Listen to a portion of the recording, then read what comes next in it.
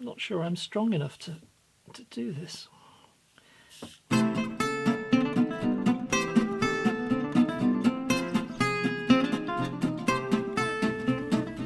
going to try bending some wood. Now maybe the title of this video should have been How Far Can I Bend Wood? Because this is not a masterclass, this is me experimenting, getting a bit of experience. And I want to achieve three things really. First of all, I just want to practice. Secondly, I want to validate the design of my acoustic guitar, because it's been pointed out to me quite rightly that this bout here, this corner, is quite tight. So I want to make sure that I'm perfectly capable of getting walnut to bend around this edge, because I'm going to have to commit to this shape, and the bending won't happen until several stages further down the line, by which time it'll be too late to change the shape of the guitar. Well, maybe. But the third thing I want to try here is a bending strap and the use thereof. And I want to do an experiment with clamping the strap to the side, because I've not seen this done before, and it might help achieve a much tighter curve. If you consider how wood bends, it can bend in one of two ways. It can bend by compressing the inside edge, or it can bend by stretching the outside edge. Now wood does not like to stretch. If you try to bend a lollipop stick, when it breaks it will nearly always fracture on the outside edge as the wood fibres get pulled apart. But wood's quite happy to compress. In fact, you can do it quite extreme compression. If you've seen those impossible nail puzzles, the E-shaped piece of wood with a nail driven through these two bits with the head of the nail here, the way those are done is you boil the wood up and get it really soft, and then you apply a clamp across this arm and it bends it, compresses it right the way down. I mean, quite extremely so. It's amazing to see. And then you can drive a nail through, and then as the wood dries out, the wood recovers. Do you like my demo? And then there will be some plastic deformation. I don't think the wood ever gets back to its entire original length, but you can then just trim it off and make it look like it was never compressed in the first place, and you've got your impossible nail. So the wood compresses really easily but doesn't like to stretch. I've only ever seen luthiers hand holding the strap against the wood. This isn't on, by the way, and it's not clamped down, but it's this sort of technique of just holding it, and then really I guess just using the strap to give a bit of support to the wood, help the heat distribute, keep the steam in, and just a bit of gentle support to the surface. I don't believe there is any restriction in the stretch of that edge. I think because it's so thin, just the natural resistance to stretching means that the outside edge remains pretty much as it is, and it's compression of the inside edge that's achieved. But if you look at how chair makers bend wood, if that's a long section of wood for the back of the chair, the bending strap is clamped firmly to the chair back. That's been steamed overnight in a steam box, and then when it's put in the jig, the strap completely prevents the one edge of the chair from stretching, and you only get compression of the inside edge, and you can achieve amazing bends on quite thick pieces of wood, comparable with the lower bout of a guitar. So I wondered whether there's any advantage in clamping your bending strap to your guitar side. Whether it's actually a practical proposition. It might just be too awkward. But if I do that and I'm really constraining that edge so that it will not stretch at all, whether I can get a much more extreme bend on it.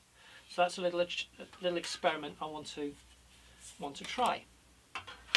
So let's get to it. This is my bending iron.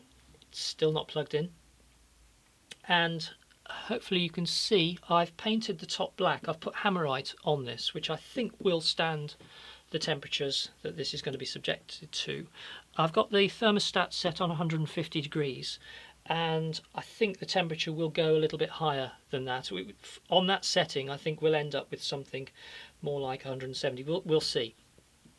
But the reason I've painted the top black is because I want to be able to monitor the temperature, and you can't get a reading off a shiny metal surface with an infrared thermometer. If I try, I'm getting 13.8, which I guess is the ambient temperature.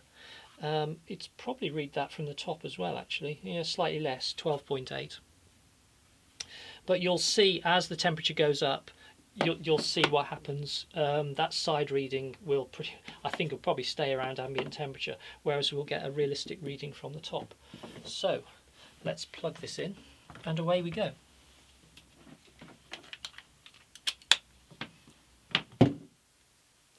Okay, this has been on a couple of minutes, and if I take a reading from the top, there you go, it's now reading 79 and going up all the time.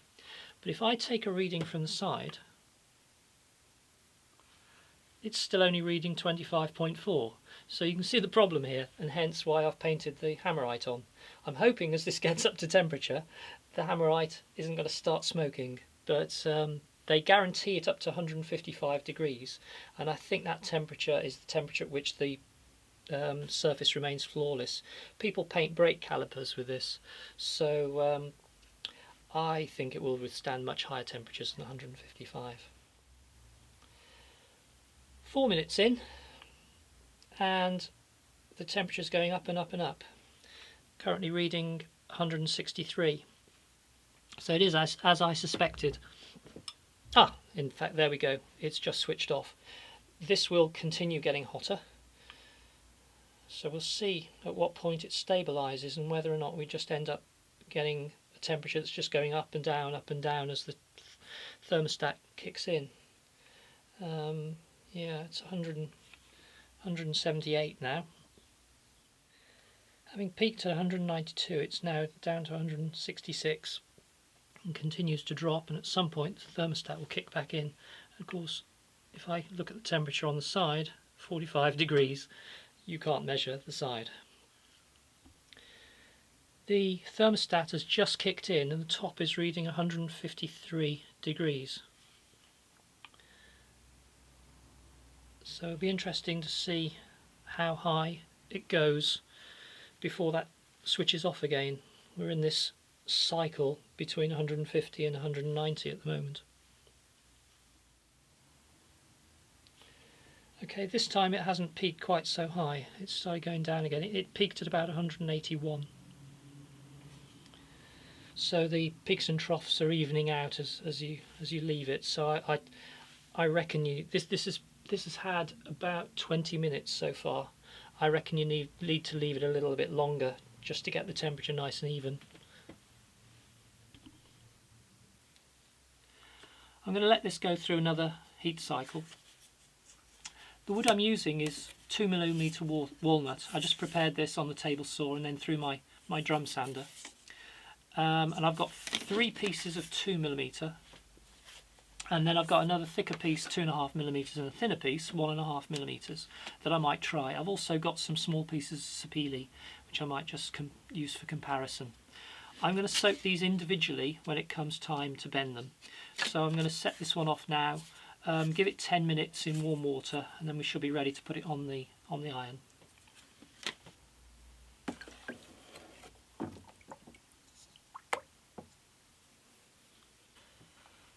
The iron's oscillating between 150 and 180. Does the light just come back on? No, the light should be coming back on shortly. It's dropping off. Let's give it a go. I've soaked the wood because this is fairly regular grained and it should bend reasonably well. It's flat sawn. It might be better if it was quarter sawn. If it was a heavily figured wood, spritzing might be better, but I think the soaking method is probably fairly good for this.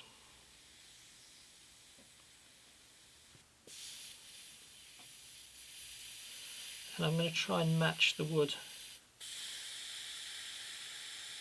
to the lower bout.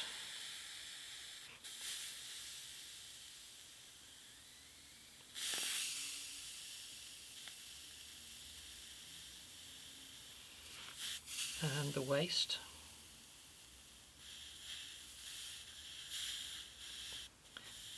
And then from the waist we'll see whether we can get the upper bout. You can definitely feel the wood relaxing off as it heats up.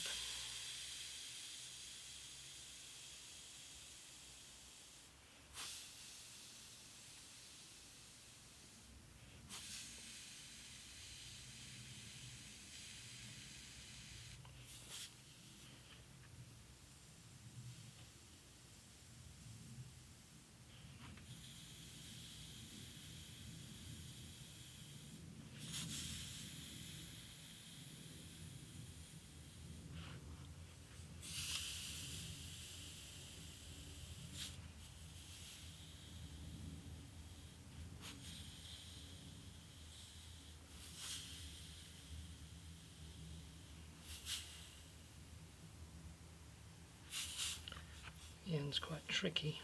I've got quite a tricky profile for this because of the cutaway on the underside. One thing I think I'm being guilty of just there is maybe not keeping it absolutely level.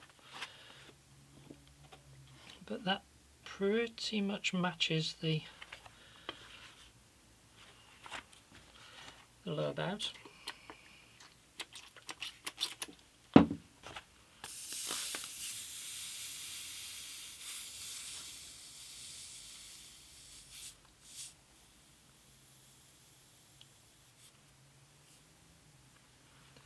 Difficult to do the end without burning yourself.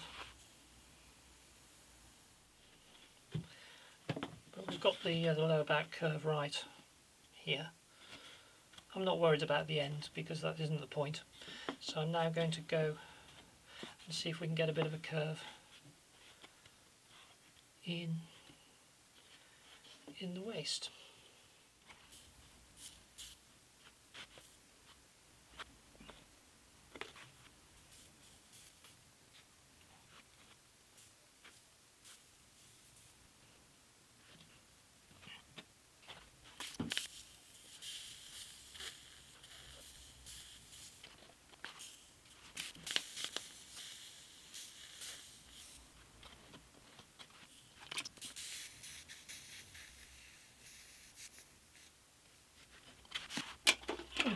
To give myself something to aim for, I'm just going to put a pencil mark on the edge there and then try to work to that.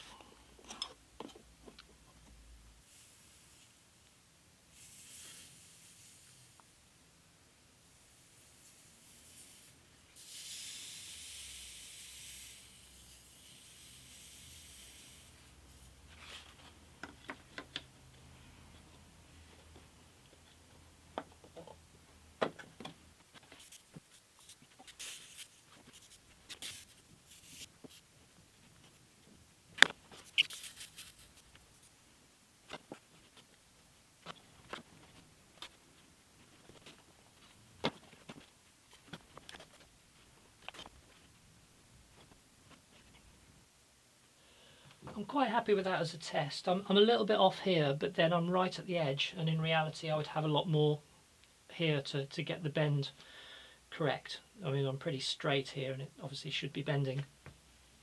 But what I'm now going to do is I'm going to take this bend here and I'm going to match it to this curve here and see if we can get the really tight. Of course this is all dry now, but I'm going to spritz this up and see if I can get it matched to the really tight bout at the top. And this is all without a bending strap.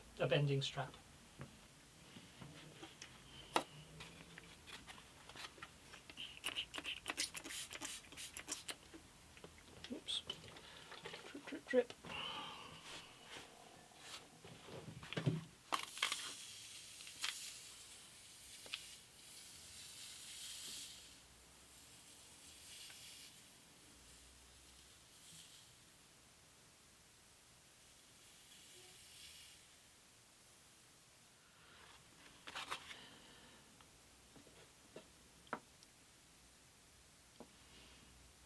starting to look good. Actually, what I might do here is I'm going to straighten this bit out, and just so that we can get it all matched perfectly. Yeah, I'll have to start it down here somewhere, but this is not to be recommended, straightening a piece of wood out that you've bent. But it's all good practice.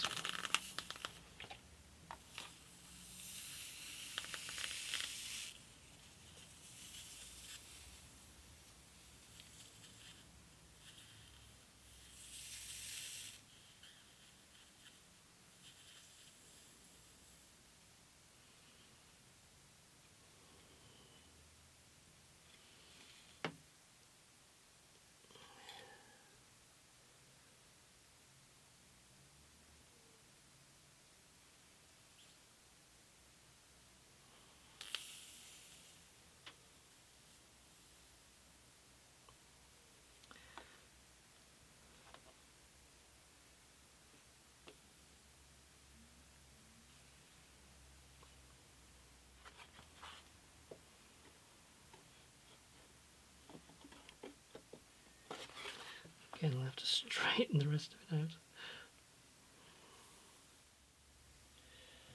Well, it's not perfect. I could be a little bit smoother, maybe, but it's pretty good, and it vindicates my design. Actually, I say I could be a bit smoother. Don't forget I unbent this piece of wood, so slightly unusual circumstances. Now that's a 2mm piece of wood. It'd be interesting to see if I can get the 2.5mm wood around that bend, but 2mm is what I'm going to go with. Let's try the strap on the 2.5 and see if we can get 2.5mm around the same bend using the metal strap.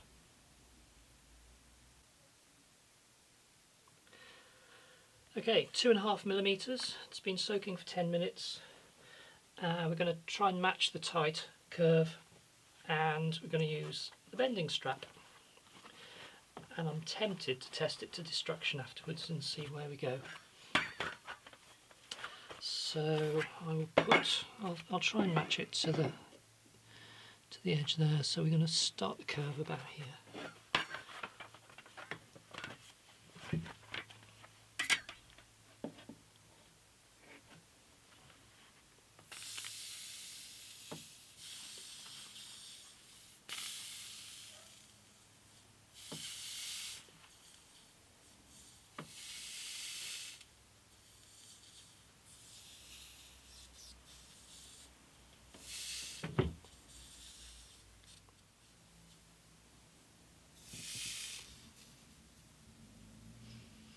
I must say I love the smell of hot walnut. I don't think it smells of walnuts, but it's very nice.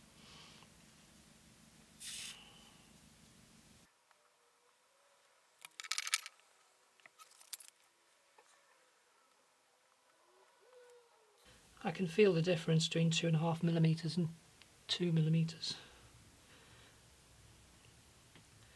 This is a lot more resistant. No?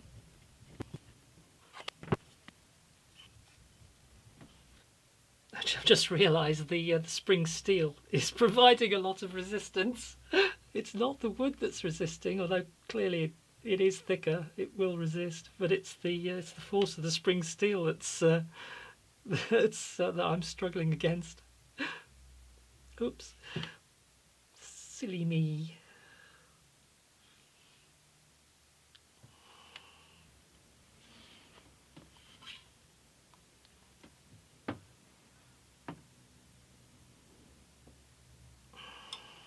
This is quite physical with the spring steel because it does provide quite a resistance. On this tight curve, most of what I'm pressing against is the bending strap.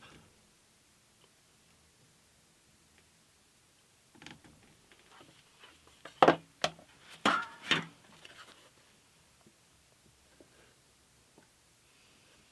we're getting there.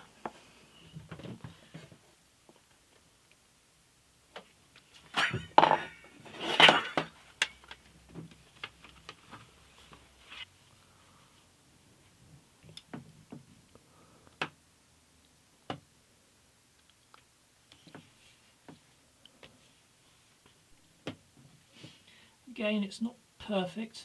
It's a little bit tight there. The curve could be a bit gentler. The curve could be wider there. It's there's a little bit of a lump just there, but that's not bad. That's the 2.5 millimeter wood. So now I think I'll test it to destruction and see how far we can get hand bending with the strap, although it's very physical because the steel actually provides quite a lot of resistance. Right, I'm going to use the other side of the iron this time because it's tighter, and let's see just how extreme I can get. This is quite physical though.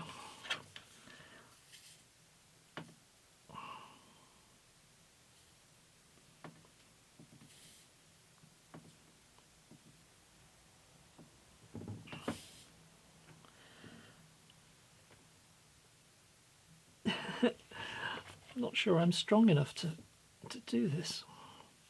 The spring steel is quite springy.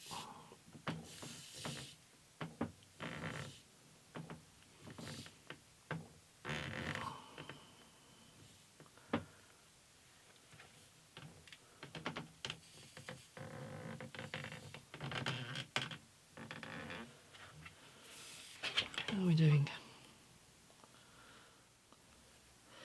These bits here are tears, so that's its limit.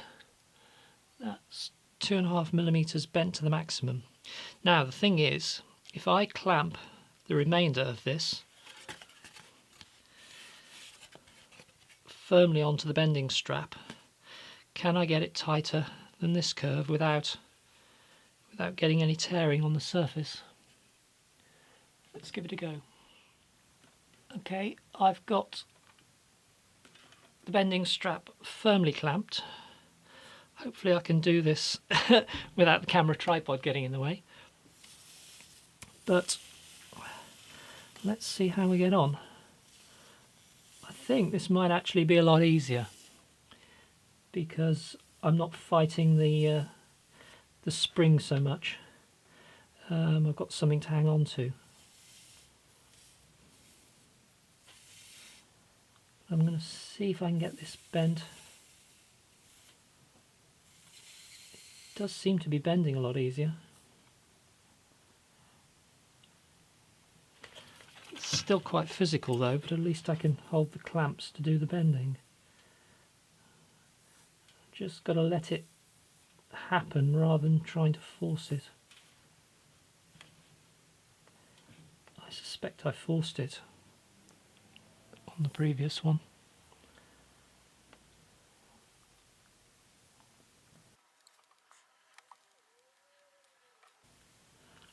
Takes away some of the feel.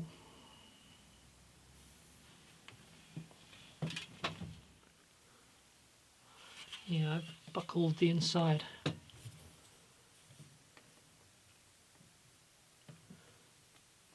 The success of this method largely depends on whether the inside curve is your show face or not.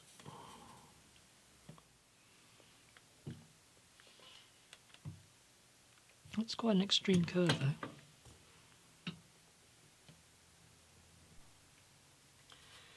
So this is a bit of an extreme example really, and I was a bit brutal.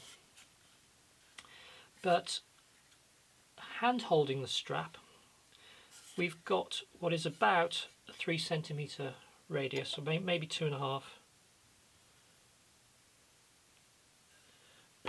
Maybe 2.5 centimeter radius, 25 millimeter, 1 inch. And the inside is smooth, almost polished, but we've got tears on the outside. This was a failure. It's torn. That was hand holding. Clamping the strap on it, we've got a beautifully smooth outside, and this is a tighter curve. This is 2 centimeters, but the signs of buckling on the inside, which might not be a problem if that's on the inside of your guitar, but if that was the show face, I'd call this a failure, but a success on the outside. So, well, take your pick. I'm not sure about using a strap, to be honest, because I think it takes some of the feel away from it. But I can't deny that I've got a beautifully smooth curve and a tight one as well. This is 2.5 centimetres, so this is a thicker guitar side. I don't think I'm going to have it this thick. But you can get some really tight curves by clamping the bending strap on. You know what? I really enjoyed that. It's very therapeutic. You take your time, you get your curves just right, and there's something really good about bending wood. It's really good fun. I've vindicated my design.